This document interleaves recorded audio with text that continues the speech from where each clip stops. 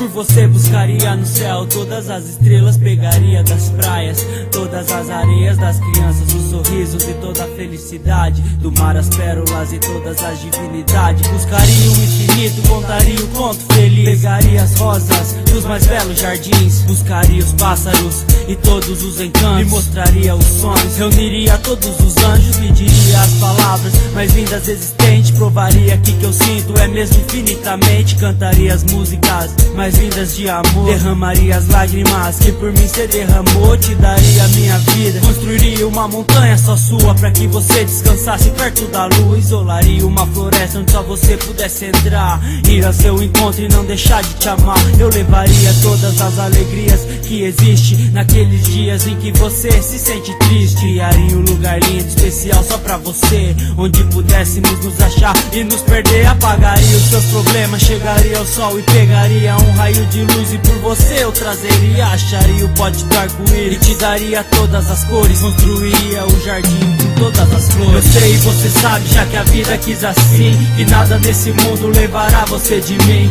Eu sei e você sabe que a distância não existe, que todo grande amor só é bem grande se for triste. Por isso meu amor, não tenha medo de sofrer, que todos os caminhos me encaminham a você. Assim como o oceano só é belo com luar, assim como a canção só tem razão se se cantar, assim como uma nuvem só acontece se chover, assim como um poeta só é grande se sofrer, assim como viver sem ter amor não é viver. Não há você sem mim, eu não existo sem você. Mas no momento triste, passado, deixado pra trás, você é a rosa no meu caminho, com você eu acho a paz. Vou atrás de todos os sonhos que sonhei, com você construo uma vida que já comecei. Paro diante a lua e penso no que pode acontecer, paro, retrocedo no tempo pra entender que nada é por acaso, simples obra do destino. Encontrei você porque Deus te pôs no meu caminho, é pra me fazer feliz, me mostrar o que é o amor, iluminar meu coração, jamais alguém iluminou. Mergulho fundo no seu olhar, me afogo no seu beijo, construo uma fortaleza